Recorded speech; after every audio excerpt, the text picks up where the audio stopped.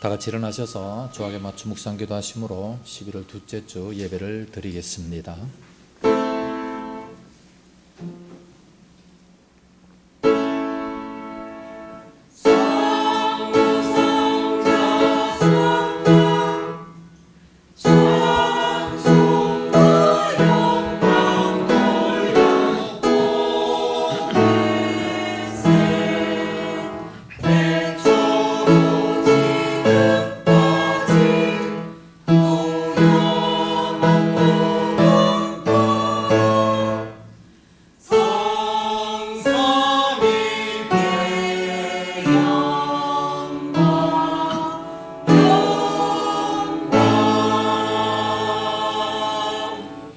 누구든지 스스로 경건하다 생각하며 자기 혀를 제갈 물리지 아니하고 자기 마음을 속이면 이 사람의 경건은 헛것이라. 하나님 아버지 앞에서 정결하고 더러움이 없는 경건은 곧 고아와 과부를 그 환난 중에 돌보고 또 자기를 지켜 세속에 물들지 아니하는 그것이니라. 아멘. 거룩하신 아버지 감사합니다. 지난 한 주간 동안도 은혜 가운데 저희들 지켜주셨고 오늘 거룩한 성일 맞아 주의 전에 모여 예배 드릴 수 있도록 은혜 주옵시니 감사합니다. 저희들 마음문을 활짝 열게 하여 주시옵시고 참으로 저희들 자신을 지켜서 이 세속에 물들지 않도록 은혜 주시옵시기 원합니다. 진정으로 경건한 그리스도인들이 다 되게 하여 주시옵소서. 오늘 또 예배를 드릴 때에 저희들의 마음속에 있는 모든 악한 것들이 다 예수 이름으로 도망가게 하시고 하나님의 신령 것들로 충만하게 채워지는 귀한 시간이 되어지게 하여 주시옵소서. 오늘도 주 안에 헌신 봉사하는 모든 손길들 지키시옵시며 또 나오지 못한 성도들 어디가 있든지 붙잡아 주시옵시고 믿음 약해지지 않게 하여 주시옵소서. 모든 예배의 시종을 주님의 손에 의탁하옵고 예수님 이름으로 기원하옵나이다. 아멘. 38장 찬송 부릅니다.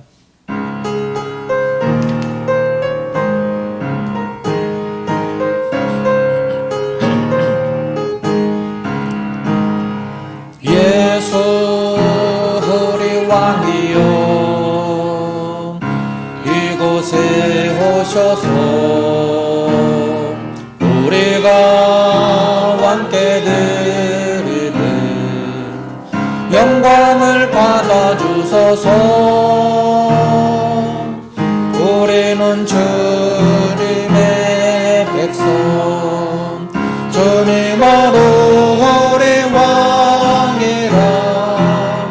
왕이신 예수님 오셔서 좌정하사 다스리소서. 예수 우리 주시여 이곳에 오셔서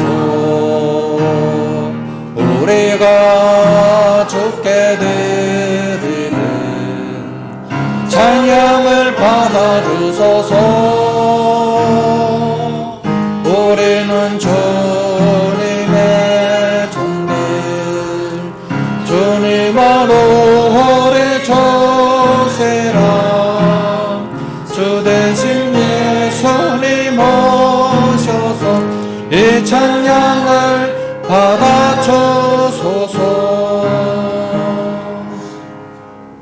교독문제 80번 고린도후서 제4장을 교독하겠습니다.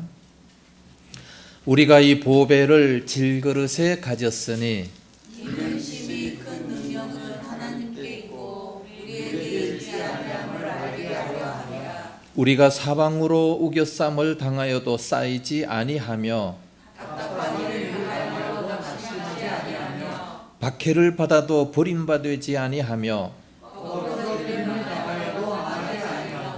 우리가 항상 예수의 죽음을 몸에 짊어짐은 예수의 생명이 또한 우리 몸에 나타나게 하려 함이라. 우리 살아있는 자가 항상 예수를 위하여 죽음에 넘겨짐은 예수의 생명이 또한 우리 죽을 육체에 나타나게 하려 함이라. 아멘. 사도신경으로 신앙 고백합니다. 전능하사 천지를 만드신 하나님 아버지를 내가 믿사오며 그 외아들 우리 주 예수 그리스도를 믿사오니 이는 성령으로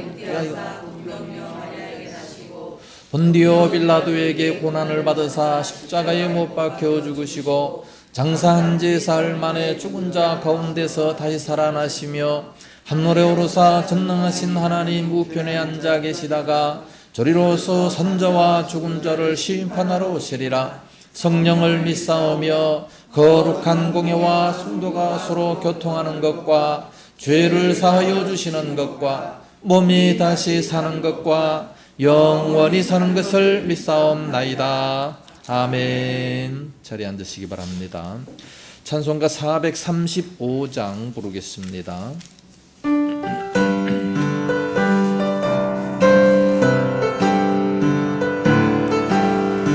나의 영원하신 기요 생명보다 귀하다. 나의 갈 길 다가도록 나와 동행하소서. 주께로 가까이 주께로 가오리. 나의 갈 길 다가도록 나와 동행하소서. 세상 복의 아니람과 모든 명예 버리고 험한 길을 가는 동안 나와 동행하소서. 주께로 가까이 주께로 가오리.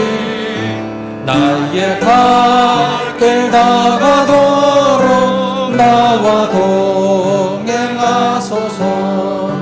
모든 골짜 지나가며 험한 바다 건너서 천국문에 이르도록 나와 동행하소서. 주께로 가까이 주께로 가오리. 나의 갈 길 다가도록 나와 동행하소서. 아멘. 이 시간 다 같이 기도하실 때에 윤철한 집사님 대표로 기도 인도하시겠습니다.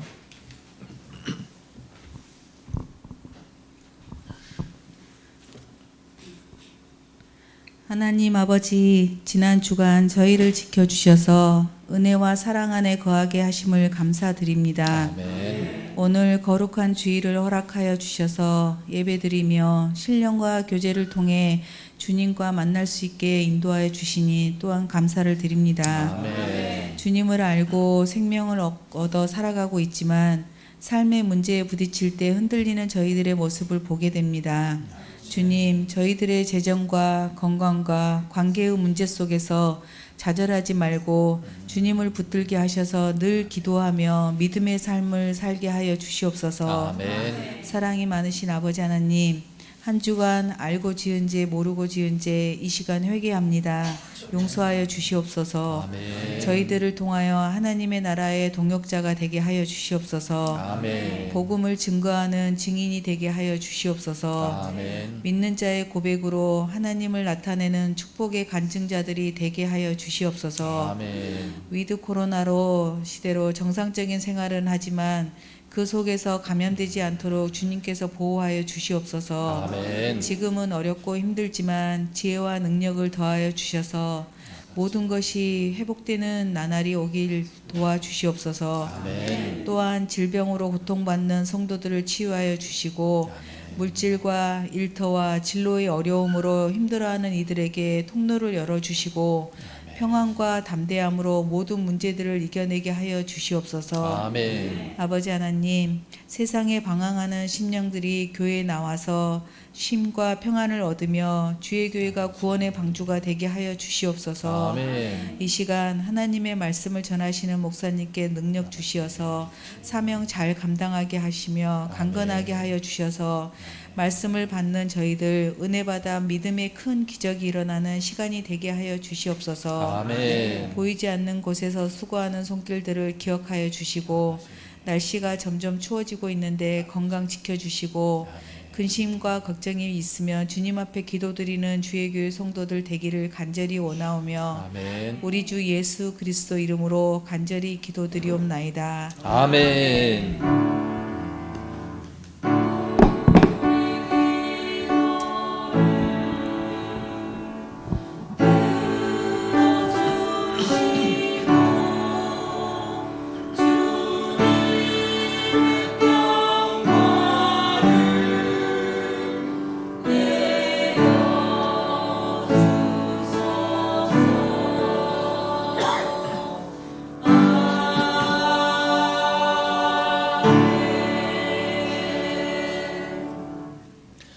하나님의 말씀을 보겠습니다.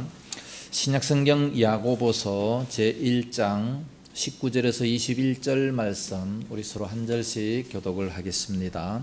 19절 내 사랑하는 형제들아 너희가 알지니 사람마다 듣기는 속히 하고 말하기는 더디하며 성내기도 더디하라. 같이 그러므로 모든 더러운 것과 넘치는 악을 내버리고 너희 영혼을 능히 구원할 바 마음에 심어진 말씀을 온유함으로 받으라. 아멘. 이 시간 성가대 찬양 있겠습니다.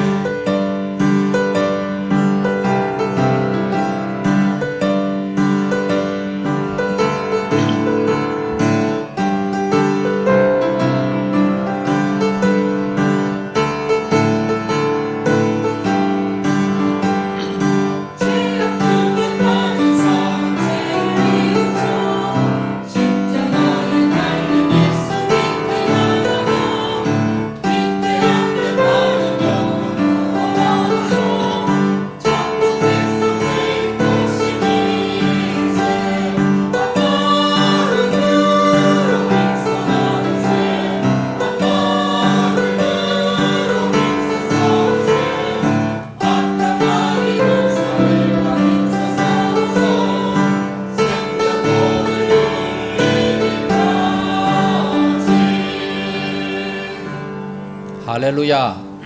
기도하겠습니다.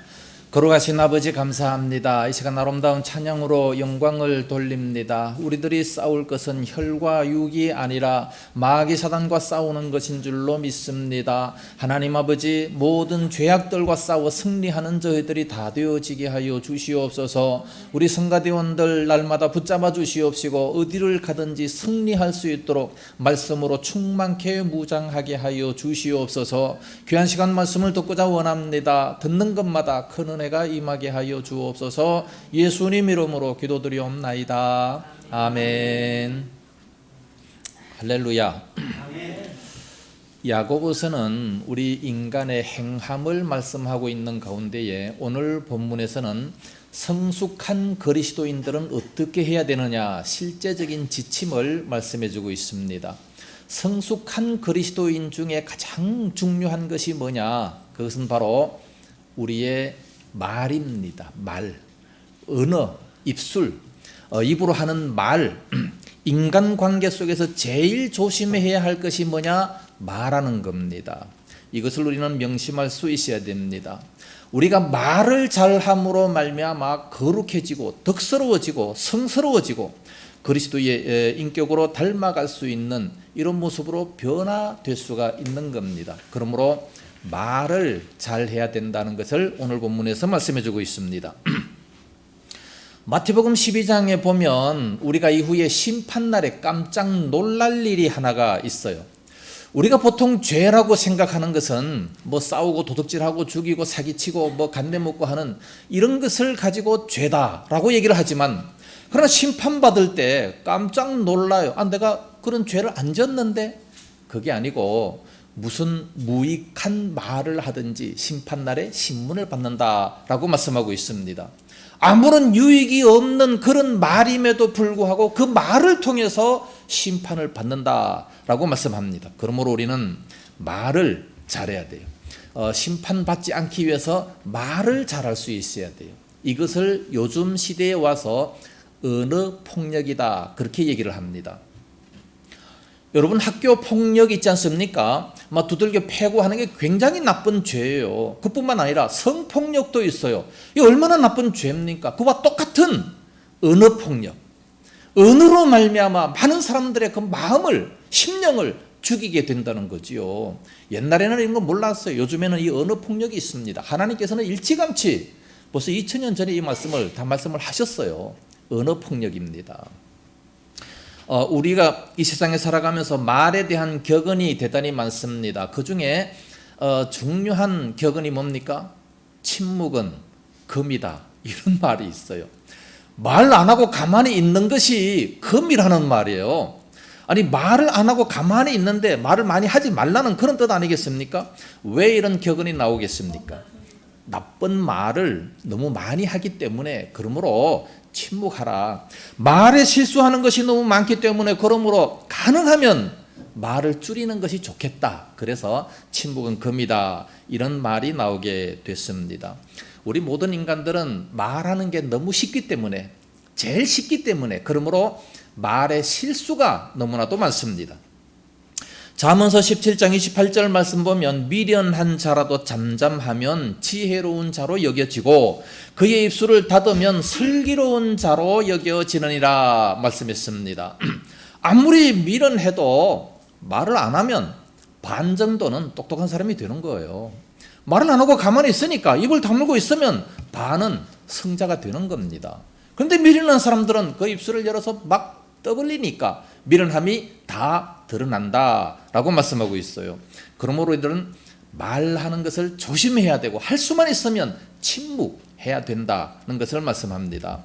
우리는 또한 이런 기도를 많이 할 수 있어야 돼요. 내 입술을 통해서 거룩한 말을 많이 하고 은혜로운 말, 덕스러운 말, 상대방을 위로하는 이런 말을 많이 하게 해 주십시오. 기도하는 것이 대단히 중요합니다. 내 말로 인해서 다른 사람들이 상처받으면 안 되지 않습니까? 그래서 위로와 기쁨을 줄 수 있는 그런 말을 하게 해 주십시오. 이런 기도는 대단히 중요한 겁니다. 이런 기도 여태까지 한 번이라도 한 사람 있으면 손 들어보세요.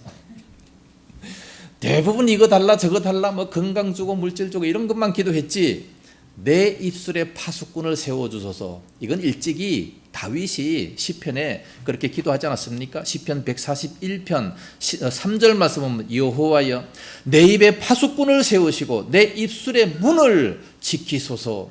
하나님께서 내 입술에 파수꾼이 되어주셔서 함부로 말을 하지 못하도록 지켜달라고 그렇게 기도를 했어요. 이 얼마나 중요한 기도입니까? 오늘날 우리는 이런 기도를 할 수 있어야 됩니다. 바꿔놓고 생각한다면 다른 사람에게 이 상처받은 적이 우리가 얼마나 많습니까? 근데 뭐 때문에 상처받았어요? 다른 사람이 나에게 상처를 줬는데 뭐 때문에 상처받았습니까? 말 때문에. 말로다가 다 상처를 받은 거예요. 말로 상처받았기 때문에 그러므로 내가 많이 힘들어졌는데, 반대로 말하면 내가 다른 사람에게 말로서 상처 준 적은 없는가 한번 생각해 봐야 돼요. 말로서 다른 사람에게 상처를 줘서 저 사람이 상처를 받고 교회도 안 나오고 서로 미워하고 하는 이런 모습들이 있지 않는가, 이걸 우리는 한번 생각해 봐야 됩니다. 그래서 성도의 교제 속에서 이 다툼과 분열이 왜 나오느냐, 말 때문입니다. 성경에 참으로 기가 막힌 말이 있는데, 잠언서 16장 28절에 패역한 자는 다툼을 일으키고 말장이는 친한 벗을 이간하느니라 그랬어요. 말쟁이가 있기 때문에 그러므로 친한 벗까지 다 이간을 합니다. 잠언서 26장 20절에는 나무가 닿으면 불이 꺼지고, 당연한 얘기죠. 말쟁이가 없어지면 다툼이 쉬느니라. 다툼이 어디서 나와요? 나무가 없으면 불이 꺼지는 건 당연하듯이 말쟁이가 없어지면 그 모임에서 다툼이 없어진다는 거예요. 모임에 가기만 하면 자꾸 다툼이 생겨요. 왜 그렇습니까? 내가 말장이니까 그런 거예요. 말쟁이만 안 되면 되는 겁니다. 말을 통해서 그 사람의 인격을 알 수 있고, 그 사람의 성질 더럽다라는 걸 어떻게 알 수 있습니까? 말을 통해서 알 수 있어요. 말을 잘해야지요. 말. 어떻게 하면 말을 잘할 수 있겠습니까? 예, 다 나옵니다. 말하는 법을 배워야 됩니다. 우리가 말하는 법을 배워야 되는데, 새로 만난 사람이라든가 새로 직장을 얻었다든가 아니면 새로 교회에 왔다든가 했을 때에 너무 많은 말을 하지 말아야 돼요. 너무 많은 혹시 이 질문이 저 사람을 괴롭히는 것이 아닌가, 이걸 반드시 생각을 해봐야 되는 겁니다. 외국 사람들이 한국에 오면 제일 먼저 느끼는 충격이 있답니다. 그게 뭐냐 하면, 말에 대해서 한국 사람들은 너무 무식하게 말을 한대요. 말을 너무 무식하게 한다. 한국 사람들이 사생활에 대해서 질문이 너무 많다는 겁니다. 뭐냐 하면 한국에는 언제 왔어요? 왜 왔어요? 몇 살이에요? 결혼을 했어요? 안 했다면 왜 안 했어요? 뭐 궁금한 게 그렇게 많은지 모르겠습니다. 뭐 별걸 다 물어요. 남의 사생활을 그렇게 묻는다는 겁니다. 사생활을 그렇게 많이 물으면 안 돼요. 요즘에 책이 많이 나와 있습니다. 이 말에 대한 책이 많이 나와 있는데, 외국 서적들은 상당히 많아요. 번역한 것도 많고, 한국에는 이제 이게 시초입니다. 그래서 조금씩 이렇게 이제 초기 단계로 나오기 시작하는데, 우리 한국 사람들은 언어에 대해서 배우려고 생각을 안 합니다. 언어에 대한 굉장한 무지함이 있습니다. 그래서 우리는 질문할 때 조심해야 돼요. 스스로 말을 하게 만들어야지 자꾸 캐물으면 안 된다는 겁니다. 스스로 말하게 만드는 방법이 뭐냐? 내 자신을 먼저 얘기하는 거예요. 나는 아무개입니다. 나는 이러이러한 사람입니다. 먼저 얘기하면 자기도 얘기할 거 아니겠어요? 그러니까 스스로 말할 수 있도록 만들어야 되는데, 자기는 얘기 안 하고 자꾸 캐묻는 걸 좋아하는 이런 우리 한국 사람들의 심리입니다. 우리가 전화하는 것도 참 배워야 됩니다. 어떤 사람은 전화를 따르릉 해서 예 누구 목사입니다. 그러면 어떻게 하냐면, 목사님 저예요? 히히히. 저가 누굽니까? 교인이 얼마 안 될 때는 다 알아요. 그러나 큰 교회가 될 때 큰 교회 목사님들은 그렇게 전화 받으면 상당히 황당해합니다. 그래서 또 누군지 못 알아보면 대단히 서운하게 생각해요. 저가 누굽니까? 그러니까 전화할 때도 목사님 누구 집사입니다. 건사입니다. 무엇 때문에 내가 전화를 드렸습니다. 이렇게 딱 말을 하면 얼마나 쉽습니까?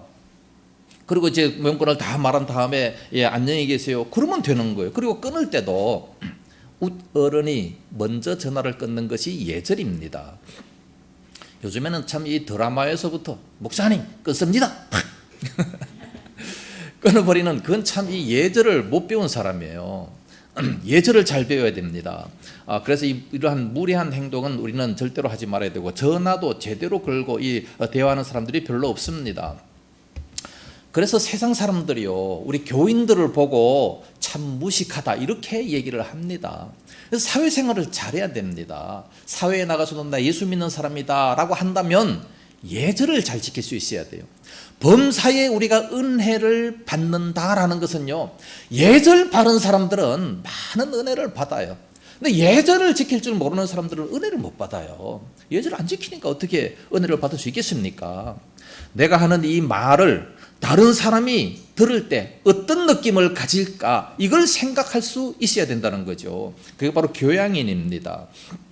교양인의 기초가 바로 내 말에 의한 파급 효과가 어떻게 나타날까를 생각해야 되는 거예요. 내가 이 말을 하면 저 사람이 어떻게 받아들일까, 기분 나빠할까 좋아할까, 이걸 한번 생각할 수 있어야 된다는 겁니다. 그래서 우리 그리스도인들은 내가 할 말을 다 하되 상대방이 기분 나쁘지 않게 다 받아들일 수 있는 이런 말의 기술을 배울 수 있어야 됩니다.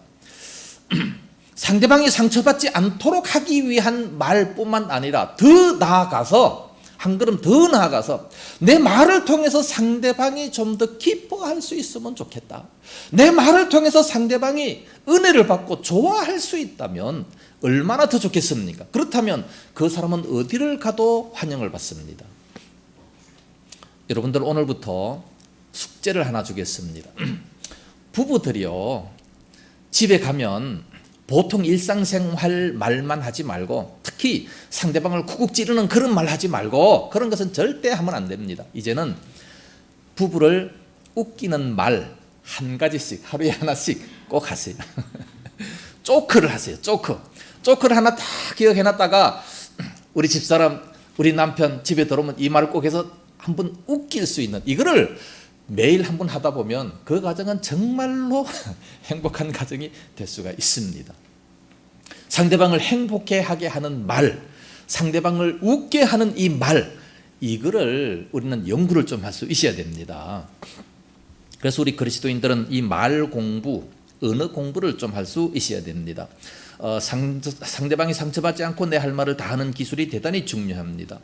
오늘 본문은 대화하는 방법 중에 기초적인 것 3가지를 말씀하고 있습니다. 어떻게, 말을 어떻게 해야 되는가? 19절 말씀 보니까 내 사랑하는 형제들아, 너희가 알지니 사람마다 듣기는 속히 하고 말하기는 더디하며 성내기도 더디하라. 여기 보면 3가지 방법이 나옵니다. 그 중에 첫 번째, 듣기는 속히 해야 됩니다. 듣기는 속히 하고, 듣기를 속히 하라 그랬기 때문에 어떤 사람은 빨리 들으라 이렇게 또 알아듣기도 합니다. 빨리 듣는 것이 아니고 적극적인 경청의 자세입니다. 적극적으로 들으려고 하는 그 마음이 있어야 돼요. 상대방이 말을 하게 되면 그것을 잘 들으려고 하는 마음이 있어야 된다는 겁니다. 상대방은 열심히 말하는데 전혀 안 들으려고 하는 사람들이 많이 있어요. 그러나 잘 들으려고 생각하는 것이 첫 번째입니다. 이 커뮤니케이션에 의하면, 이론에 의하면 말 잘하는 비결이 뭐냐? 잘 듣는 것이다 그랬어요. 말 잘하는 비결은 첫 번째, 잘 듣고 내가 이해를 하면 할 말이 생긴다는 겁니다. 근데 상대방이 말하는데 잘 안 들으니까 그 말의 뜻도 모르고 그냥 막 말하는 사람이에요. 자기 생각만 그냥 막 말을 하는 거예요. 그 얼마나 무식합니까? 예? 지금 저 사람이 무슨 말을 하나 잘 들으면 할 말이 생기는 겁니다. 그래서 우리는 잘 들어야 돼요. 잘 듣는 것, 그것이 바로 지혜입니다. 얼마만큼 들어야 되느냐? 커뮤니케이션 이론에 의하면 3대1 원리를 말하고 있습니다. 3번 듣고 1번 말해라. 근데 이렇게 하려면 너무 답답하죠. 그래서 한 가지 제안은 2번 듣고 1번 말하는 것이 정상이다 생각이 되어집니다. 왜냐하면 사람의 귀는 2개고 입은 하나지 않습니까? 얼마나 쉬워요. 귀는 2개니까 2번 듣고 말은 1번 하는 것, 이게 정상이다. 그렇게 생각이 됩니다. 원래 귀가 2개인 이유가 있습니다. 왜 2개냐? 소리의 방향을 알기 위해서 2개입니다. 눈이 왜 2개입니까? 거리 측정을 하기 위해서 2개입니다. 근데 이게 하나면 방향을 잘 못 잡아요. 그래서 2개인데 이건 과학적인 것이고, 그러나 도덕적인 측면에서는 2번 듣고 1번 말하는 것, 이게 대단히 중요하다는 말씀입니다. 입은 하나고 귀는 2개니까 말을 잘 들어야 하는데 사람들은 남의 말을 잘 듣지 않습니다. 잘 안 들으려고 해요. 왜 그렇습니까? 그것은 첫 번째가 남을 존중하는 것이 없기 때문에 그래요. 남을 신뢰하는 것이 없기 때문에 그 사람을 정말로 존중하고 그 사람을 신뢰하고 내가 믿는다면 그렇다면 잘 들을 수 있어요. 그런데 사랑하지도 않고 신뢰하지도 않고 그러니까 잘 안 들으려고 합니다. 여러분들 아기가 무슨 말을 하려고 하면 부모가 막 쫑긋하고 듣잖아요. 사랑하니까 그래요. 사랑하니까 이 아이가 무슨 말을 할까 전혀 말도 안 되는 소리를 하는데도 불구하고 내가 알아서 다 해석하고 하지 않습니까? 사랑하니까. 근데 사랑하지 않고 신뢰하지 않고 존경하지 않으면 안 들으려고 합니다. 그런 것을 우리는 고칠 수 있어야 됩니다.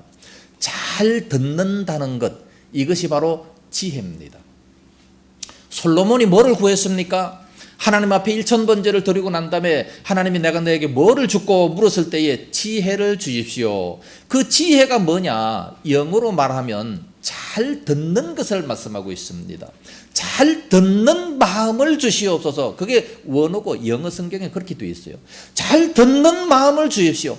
백성들이 모든 재판을 하기 위해서 문제를 가지고 올 때에 잘 듣는 마음을 주십시오. 잘 들어야 그래야 이해를 하고 판단할 거 아니겠습니까? 잘 듣지도 못하고 그냥 뇌물 주는 사람에게 그냥 함부로 이렇게 판결하면 되겠어요?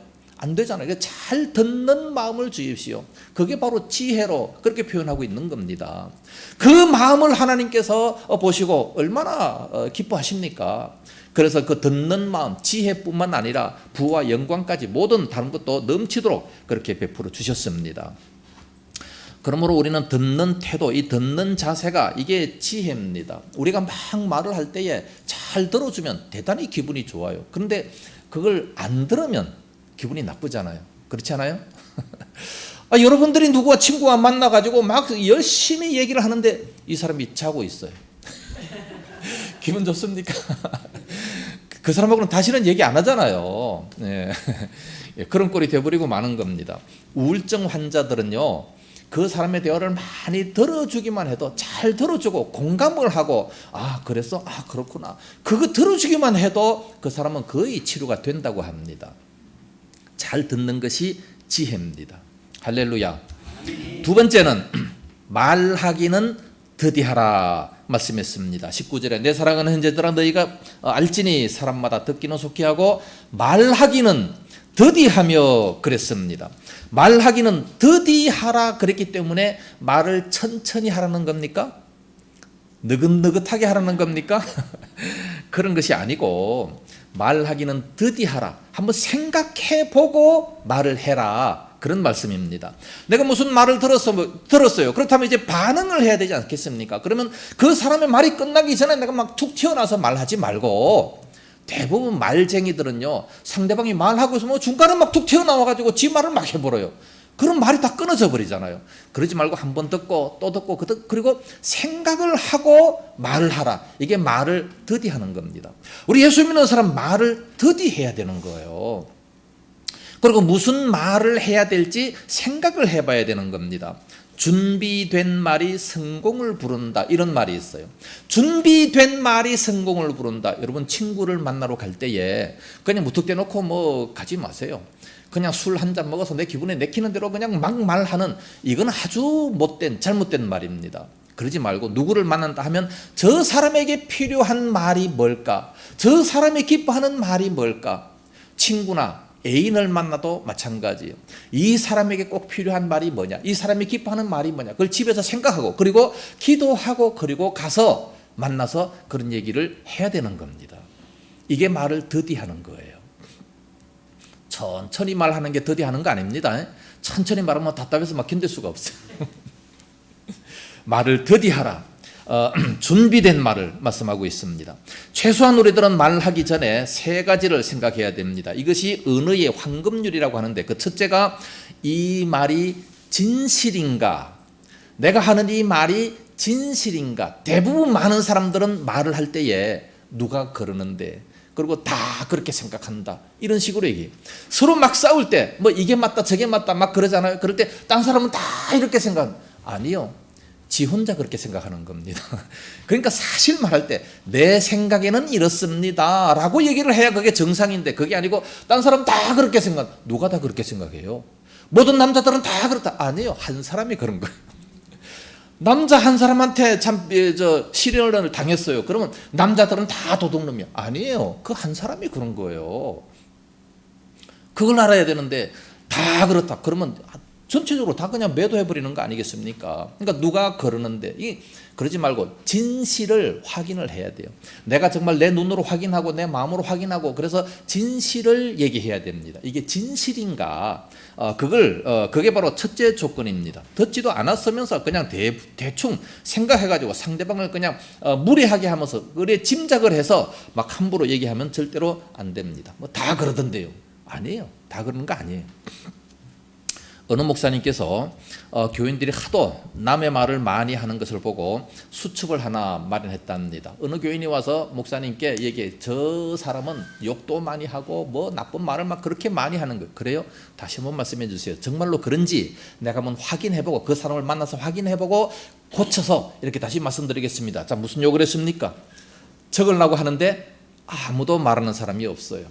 20년 동안 그 수첩은 백지랍니다.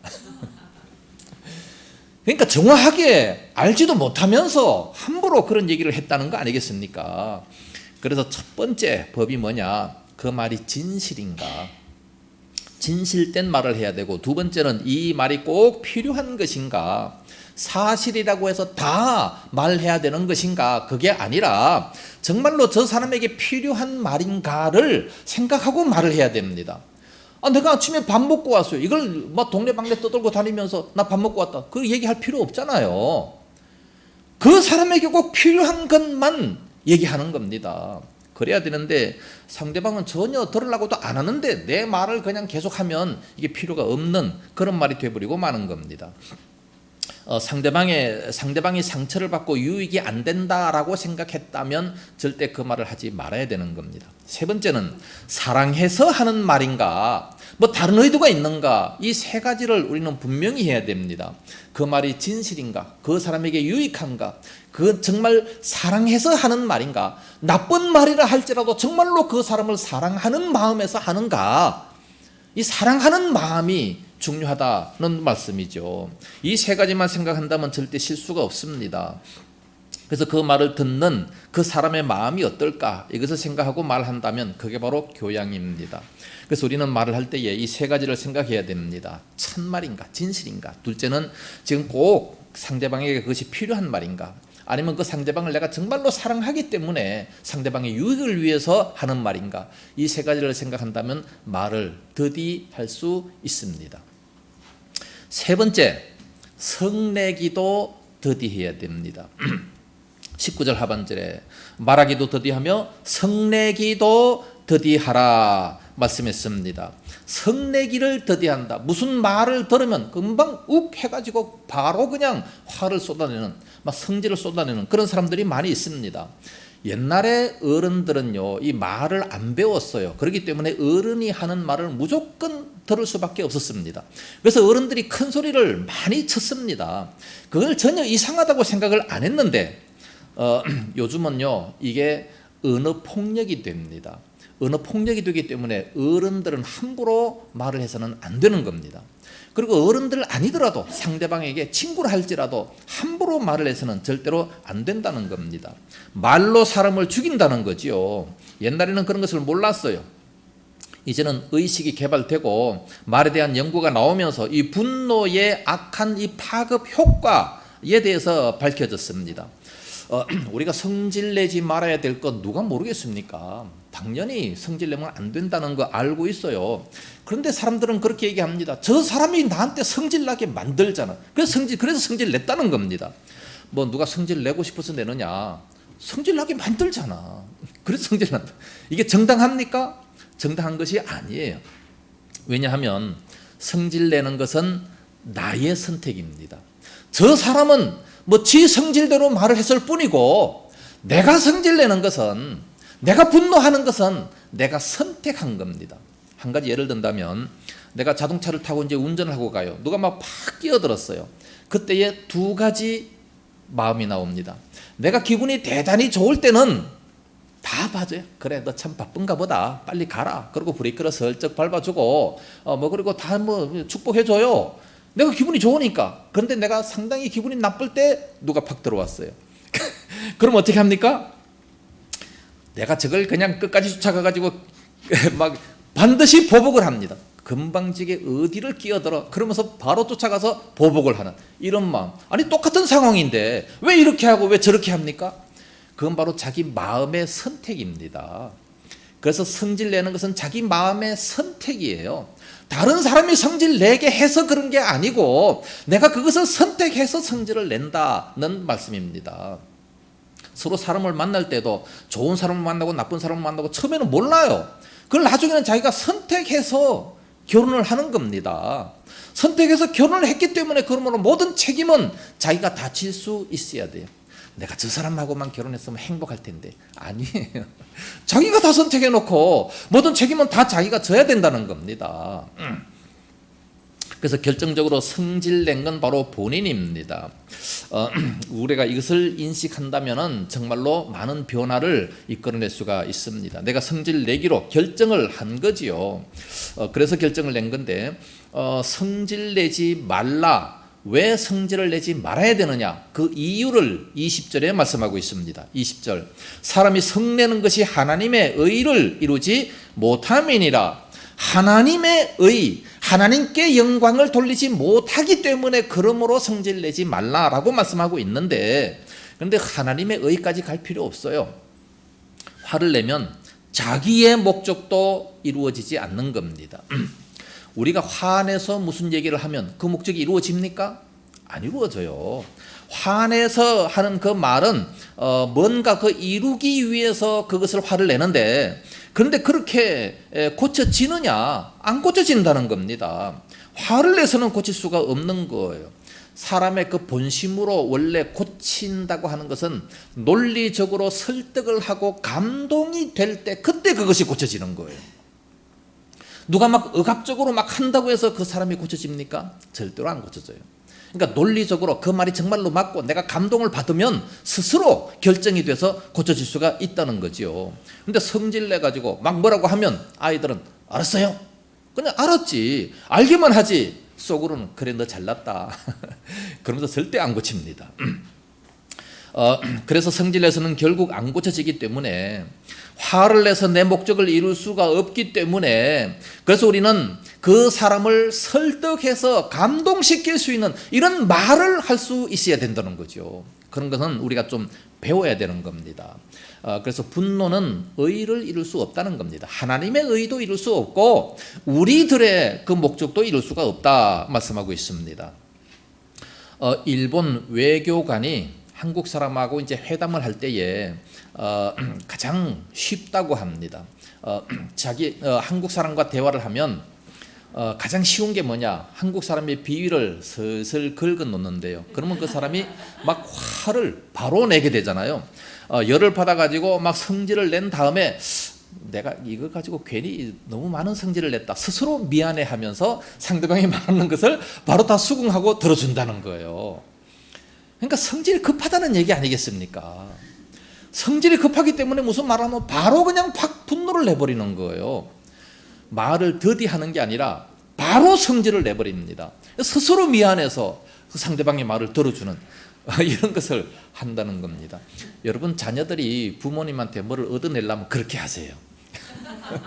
그렇게 하면은 다 얻어낼 수 있습니다. 이런 지혜를 좀 쓸 수 있어야지요. 그러니까 이 감정을 다 우리 한국 사람들은요 막 말을 막 쏟아놓고 하는 얘기가 뭐냐면 속 시원하다. 내 할 말 다 했다. 지 혼자 할 말 다 한 거지요. 상대방은 막 마음이 부글부글 끓어오르는 겁니다. 그래서는 절대로 고칠 수가 없다는 말씀이에요. 그런데 요즘에 선거 유세 같은 거 하는 거 보세요. 얼마나 상대방의 그 마음을 긁습니까? 다 잘못했다. 상대방의 잘못을 지적하는 게 선거 유세가 아니고, 그래서 그걸 듣는 사람들이 만약에 당선이 됐다. 저 사람이 나를 그렇게 긁었어? 두고 보자. 다 정치 보복을 하게 되는 거예요. 그렇게 유세하면 안 되고, 내가 앞으로 당선이 되면 이런 것을 하겠다. 국민들에게 어떤 혜택을 주겠다. 이걸 얘기해야 될 거 아니겠어요. 그래야 당선되면 이 정치 보복도 안 하고 뭐 좋잖아요. 계속 상대방을 막 비판하고 막 저주하고 뭐 상대방의 인격을 모독하고 무시하는 이런 말을 가지고서는 절대로 선거에 이길 수가 없어요. 이긴다 해도 그건 안 좋습니다. 나중에 자기가 다 당하게 되는 거예요. 그렇기 때문에 말로서 억누르려고 하지 말고 상대를 이해시키고 설득을 시키려고 하는 그런 모습이 필요합니다. 그러면 우리가 어떻게 그런 방법을 가질 수 있느냐? 나는 말을 잘할 줄 모르는데 어떻게 상대방을 설득할 수 있느냐? 방법이 있어요. 21절 오늘 보면 21절에 보면 그러므로 모든 더러운 것과 넘치는 악을 내버리고 라고 말씀하고 있습니다. 이 분노를 악이라고 표현하고 있습니다. 그 분노를 내버리라는 것을 말씀합니다. 분노 속에는 이해하는 마음이 없습니다. 사랑도 없습니다. 오직 그 사람을 심판하는 그런 마음이 있는 거예요. 그 사람이 잘못했기 때문에 그 사람을 심판하겠다. 내가 심판하겠다. 이 얼마나 잘못된 거예요. 하나님이 모든 것을 다 심판하는데 내가 심판하는 거예요. 그 사람을 정죄하는 겁니다. 이게 성경에는 잘못했다고 얼마나 말을 많이 해요. 그러니까 이 넘치는 악을 내버리고 바로 악이라고 말씀하고 있어요. 이게 바로 죄가 되는 겁니다. 그래서 이 분노가 되면 벌써 도를 벗어난 것이고 그것은 벌써 악으로 가는 그런 길이 되버리고 마는 겁니다. 그렇다면 이 성내는 시간에 분노하고 이 말을 막 하는 그런 시간에 어떤 일이 벌어지는가? 독을 뿌리고 있는 겁니다. 내가 그 말을 하고 있는 그 시간에 막 독이 입에서 막 나가는 거예요. 독이 뿌려지면 열매가 맺히게 되는 거지요. 너무 악한 독은 사람을 죽일 수도 있는 겁니다. 그래서 왕따 당한다든지 막 심한 말을 받았을 때에 그 독이 뿌려져서 자살하는 사람도 있어요. 그런 사람 얼마나 많습니까? 우울증 환자들이 대부분 그렇습니다.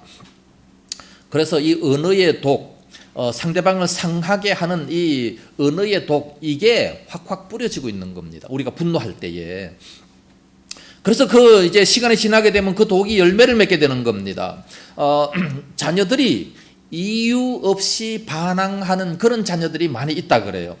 부모들이 대부분 우리 아이가 왜 이렇게 반항할까? 이유가 뭘까? 아무 이유가 없는데 라고 얘기하지만 이유가 없는 게 아니죠. 부모가 그만큼 독한 말을 많이 뿌렸어요. 많이 뿌렸기 때문에 자녀들은 나중에 그것이 점점 그 독이 뿌려져서 나중에는 반항으로 나타나게 된다는 겁니다.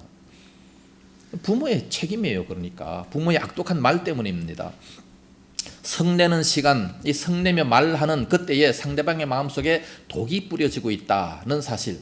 독이 뿌려질 뿐만 아니라 어떨 때는 막 비수로 확 꽂아서 상대방을 죽일 수도 있다는 말씀입니다. 그 말을 듣고 상대방의 그 마음에는 너무나도 많은 상처가 임하게 된다는 거예요. 그러면 우리는 누구든지 화 안 내야 될 것을 당연히 압니다. 화내지 말아야지, 급히 화내지 말아야지 하는 것은 누구나 다 알지만 누구나 다 바라는데 어떻게 그렇게 할 수 있느냐? 그 비결 21절 하반절에 너희 영혼을 능히 구원할 바 마음에 심겨진 말씀을 온유함으로 받으라. 그 말씀이 능히 너희 영혼을 구원하는 건데 그 말씀을 우리가 받아야 된다. 그 말씀을 어떻게 받느냐? 온유함으로 받아라 라고 말씀하고 있습니다. 하나님의 말씀을 우리가 온유함으로 받으면 얼마든지 우리들도 말을 더디하고 성내는 것도 더디하고 그렇게 말을 할 수 있다는 것을 말씀합니다. 왜 이런 해결책을 제시하는 겁니까? 중요한 전제가 있습니다. 말이라고 하는 것은 우리들의 마음의 창입니다. 입술만 움직인다고 해서 그냥 다 말이 나오는 게 아니라 그 마음속에 있는 것이 나온다고 예수님께서 말씀하셨어요. 마음속에 없는데 어떻게 말이 나오겠습니까? 주전자 속에 물이 있기 때문에 나오는 것이죠. 아무것도 없으면 아무것도 안 나와요. 우리들은 마음속에 그 마음이 있기 때문에 그러므로 그런 말이 나오게 된다는 거예요. 그래서 우리들의 마음을 먼저 정화를 해야 되는 거예요. 마음이 정화되면 얼마든지 좋은 말이 나올 수 있는 겁니다. 그래서 우리는 마음이 깨끗해져야 되고 마음이 깨끗해지려면 중생을 해야 그래야 바른 말이 나오게 되는데 말이 거듭나게 된다는 겁니다. 말이 거듭나면 마음이 거듭나야 되고 마음이 거듭나려면 말씀으로 교육을 받아야 그래야 경건을 이룰 수가 있게 되는 겁니다. 그래서 결정적인 해결책이 뭐냐? 마음에 뿌려진 그 말씀을 온유함으로 받아야 돼. 받아야 돼요. 어떤 사람은 안 받는 사람이 있어요. 이 말씀이 마음속에 뿌려졌음에도 불구하고 안 받아요. 그건 내 거 아니다. 목사의 말이다. 안 받아요. 성경은 전부 다 100% 하나님의 말씀입니다. 하나님의 말씀이라면 우리는 무조건 받아야 되는 겁니다. 받는다는 것은 아멘, 그렇습니다. 진실로 그렇습니다. 내가 그렇게 하겠습니다. 이게 받는 거 아니겠습니까? 하나님의 말씀이라면 우리는 무조건 아멘 하고 그대로 받아들여야 된다는 겁니다. 왜? 하나님의 말씀이니까. 이 온유함으로 받아라. 이 온유하다라고 하는 것은 고개를 숙이고 뭐 그냥 그렇게 받는 것이 아니고 그래, 맞아, 그 말씀이 맞아, 아멘, 진실로 그러하다, 이런 뜻이 바로 온유함으로 받는 겁니다. 그러면 그 말씀이 이제 인격을 지배하게 되고, 그러면 이 말씀에 붙들린 그런 인격이 되게 되는 겁니다. 중생한 인격이 되게 되는 거죠. 그러다 보면 그 중생한 인격 속에서 사랑의 말이 나오고 바른 말을 할 수 있는 그런 사람으로 변해갈 수가 있게 됩니다. 할렐루야. 그래서 성경은 모든 것에 다 해결책이 다 있어요. 세상적인 학문이 대단히 많지만 성경보다 좋은 것은 절대로 없습니다. 세상에서 여러 가지 많은 학문 중에 뭐 말하는 법 여러 가지 많이 있어요. 그러나 성경보다 더 좋은 것은 절대 없습니다. 성경을 많이 읽으십시오. 그러면 얼마든지 우리가 인격도 변화가 되고 모든 것이 변화되고 좋은 말을 많이 해주고 상대방에게 유익한 말, 은혜스러운 말, 덕스러운 말, 참으로 좋은 말을 많이 할 수가 있는 겁니다. 결론적으로 말씀을 드립니다. 마태복음 12장 36절에 사람이 무슨 무익한 말을 하든지 심판날에 이에 대하여 신문을 받으리니 자기의 말로 정죄를 받고 자기의 말로 심판을 받는다 말씀하셨어요. 우리의 이 말로 하나님이 심판을 하시고 우리의 이 말로 칭찬을 받는 겁니다. 그러므로 좋은 말을 많이 해야지요. 그래서 19절에 내 사랑하는 형제들아 너희가 알지니 사람마다 듣기는 속히 하고, 첫째로 우리는 잘 들어야 됩니다. 두 번째, 말하기는 더디하며 말하는 것도 생각하고 말해야 됩니다. 그리고 성내기도 더디하라. 말을 들으면 자기 마음에 잘못된 말이면 바로 성내는 사람들이 있어요. 절대로 성내지 말고 더디하라.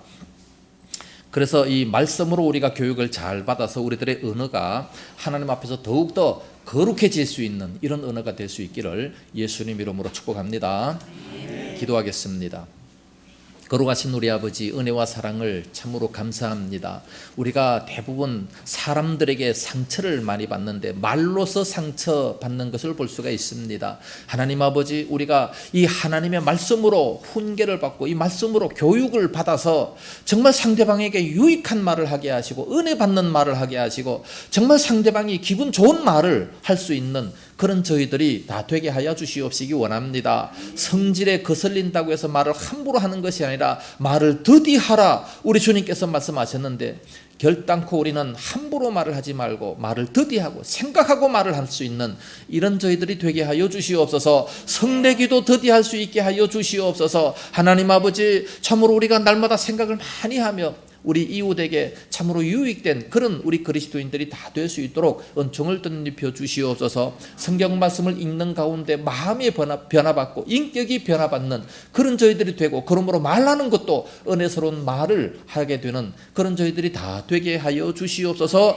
함께 하실 줄로 믿사옵고 예수님 이름으로 기도드리옵나이다. 아멘. 찬송가 436장 부르시면서 준비하신 헌물을 하나님께 드립니다.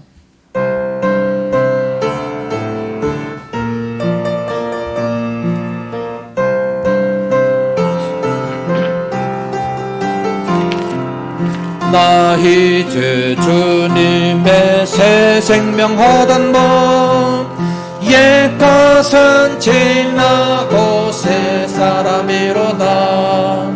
그 생명 내 맘에 강같이 흐르고 그 사랑 내게서 해같이 빛난다.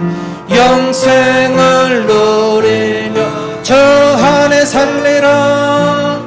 오늘도 내일도 주 함께 살리라.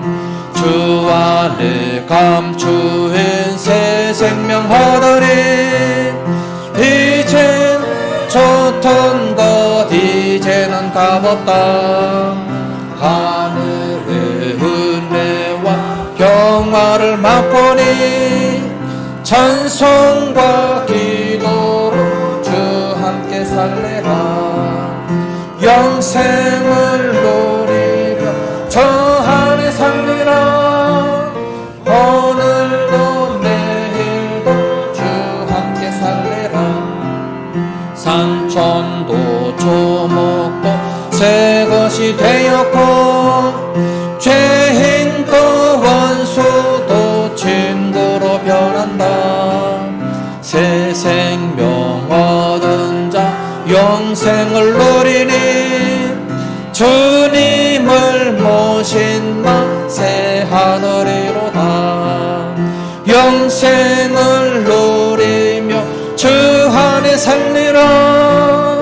오늘도 내일도 주 함께 살래라. 주 따라가는 길 험하고 멀어도 찬송을 부르며 뒤따라가리라. 나 주를 모시고 영원히 살리라. 날마다 섬기며 주 함께 살리라. 영생을 누리며 주 안에 살리라. 오늘도 내일도 주 함께 살리라. 11조 감사 선교 건축 주정 헌금을 드렸습니다. 기도하겠습니다. 거룩하신 우리 아버지, 은혜를 감사합니다. 오늘 저희들 온몸과 모든 마음과 정성을 하나님 앞에 드리며 또 이렇게 소중한 물질을 하나님께 드리게 하시니 감사합니다. 이 모든 물질들 하늘나라 창고에 가득가득 쌓여지게 하시고 저희들 이 땅 살아가며 필요할 때마다 넘치도록 채워주시옵시기 원합니다. 11조 드리는 그 손길이 있습니다. 말씀에 약속하신 대로 하늘문을 활짝 열어주시옵시며 하늘의 아름다운 보물 창고로 이 땅 위에 쏟아부어 주시옵시기 원합니다. 그러므로 11조하는 그 모든 인생의 복을 주시옵시고 그 상업체가 점점 발전하며 번성하는 역사가 나타나게 하여 주시옵소서. 많은 사람들에게 구워줄지언정 구워받지 않는 은혜가 임하게 하여 주시옵소서. 하나님 아버지, 11조를 드릴 때마다 물질에 조금도 어려움 당치 않고 참으로 날마다 구워주는 그런 역사가 임하게 하여 주시옵소서. 하나님 아버지, 또 은혜에 감사해서 감사의 물 드리는 그 모든 손길들 지켜주옵시고 감사 조건들이 점점 많아질 수 있도록 인도하여 주시옵소서. 또 선교 헌금을 드립니다.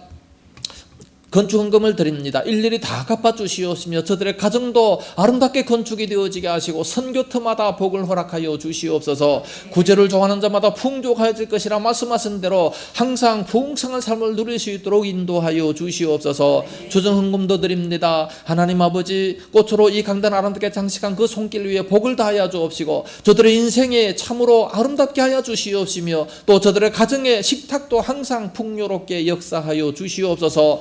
먹을 것이 많아지게 하시고 항상 건강의 복을 다하여 주시옵시기 원합니다. 온 가족들마다 행복이 넘칠 수 있도록 역사하여 주시옵소서. 이 물질이 쓰여지는 곳곳마다 아버지 영광이 풍성하게 드러날 수 있도록 은혜를 베풀어 주시옵소서. 감사하옵고 예수님 이름으로 축복하며 기도드리옵나이다. 아멘. 교회 소식 알려드리겠습니다. 오늘부터 이제 계속해서 식사를 하려고 합니다. 식사 당번들은 잊어버리지 말고 잘 준비해 주시기를 바라고 서로 봉사를 잘 해주시면 대단히 감사하겠습니다. 우리 교회에는 음식물 쓰레기 처리가 없습니다. 그래서 드실 만큼 적당히 가져가시고 모자라면 또 가서 뷔페처럼 그렇게 드시기 바랍니다. 한꺼번에 많이 가져가면 맛없으면 또 못 먹잖아요. 그러니까 조금 가져가서 먹어보고 맛있으면 또 가져가 드시고 또 가져가 드시고, 이게 민주주의고 선진국입니다. 그러니까 조금씩 가져가서 많이 드시기를 바랍니다. 오늘 오후에 다니엘 기도회가 다음 주 주일까지입니다. 보고 좋은 영상들을 제가 이렇게 뽑아서 오늘 또 정말로 은혜로운 영상을 뽑았습니다. 오후에 많이 보시고 은혜를 받으시기를 바랍니다. 다음 주 오후 예배 후에는 기관장 회의가 있게 되겠습니다. 잘 준비하시기를 바라겠습니다. 이제 서로 인사하시기 바랍니다. 앞뒤 옆자리 인사하시고 안녕하세요. 우리 교회 참 잘 오셨습니다. 한 주간도 복 받으십시오. 서로 축복하시기 바랍니다. 이제 다 같이 일어나셔서 주기도송 부르고 축도함으로 예배를 마치도록 하겠습니다.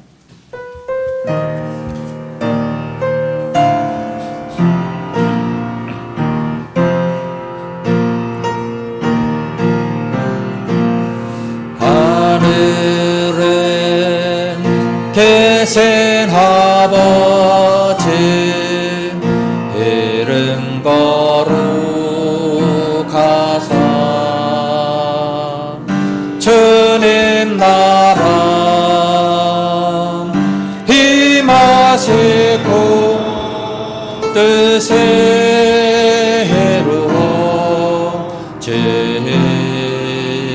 이루어지다. 일용할 양식 주시고 우리들의 큰 죄 다 용서하옵시고 또 시험에 들게 마시고 악에서 구원하소서. 내게 주의 나라 주의 권세 주의 영광 영원히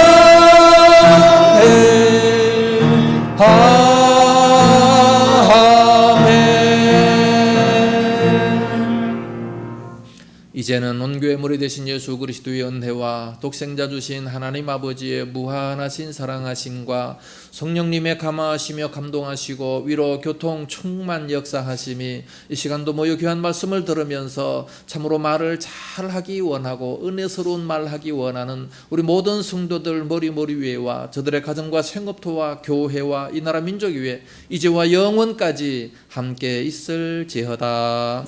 아멘.